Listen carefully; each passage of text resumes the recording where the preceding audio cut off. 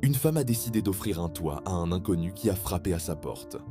Un instant, elle a hésité, mais elle a rapidement ouvert avec un sourire serein et accueillant.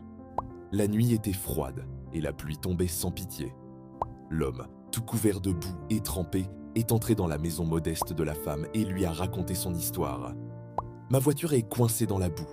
Je me rendais à une conférence de dernière minute et je me suis retrouvé perdu en pleine tempête. La femme lui a offert un café bien chaud, simple mais rempli de soins, pendant qu'il tentait de se remettre de ses émotions. Il a alors vu une scène qu'il n'oublierait jamais. Elle était à genoux près d'un berceau, en train de prier avec toute la force de son âme, émue. L'homme s'est approché et lui a demandé « Pourquoi priez-vous avec une telle foi ?» Les larmes aux yeux, elle lui a répondu « Mon fils est très malade, il a un cancer rare. Il n'y a qu'un seul médecin, un certain Aitor, qui peut le sauver, mais je suis pauvre, je n'ai pas les moyens de payer. Tout ce que je peux faire, c'est prier et faire confiance à Dieu pour qu'il envoie un miracle. » Le cœur de l'homme a sauté un battement. Son nom était Aitor. Il était le spécialiste de ce type de cancer rare. À ce moment-là, tout a pris sens. La tempête, la voiture coincée dans la boue, la conférence de dernière minute. Dieu guidait chacun de ses pas. D'une voix tremblante et les larmes aux yeux, il a dit « Dieu a entendu vos prières.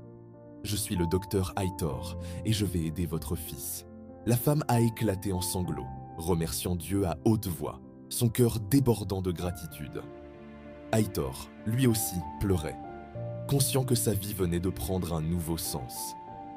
Là, dans une maison simple, perdue en pleine tempête, Dieu a montré qu'au moment où tout semble perdu, c'est là que les plus grands miracles se produisent.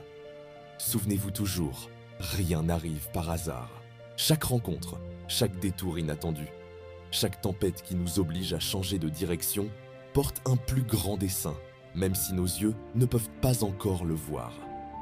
Les gens viennent dans nos vies pour nous enseigner, pour nous renforcer ou pour nous inspirer à être meilleurs. Chaque geste, chaque prière, chaque larme versée dans le silence d'une nuit pluvieuse est vue et entendue par Dieu, et au moment précis, pas avant, pas après, il envoie la réponse de la manière la plus inattendue et parfaite. Alors, reposez votre cœur, soyez reconnaissants pour les portes fermées, pour les chemins difficiles, pour les retards et pour les retrouvailles. Tout ce qui vous appartient est gardé dans les mains de Dieu, attendant le moment parfait pour être révélé. Ayez foi, avancez en paix. Ce qui aujourd'hui semble être de la confusion, demain deviendra la plus belle histoire que vous n'aurez jamais racontée. Si vous croyez que Dieu place les bonnes personnes sur notre chemin, partagez cette histoire et commentez avec foi. Seigneur, je fais confiance à tes plans pour ma vie.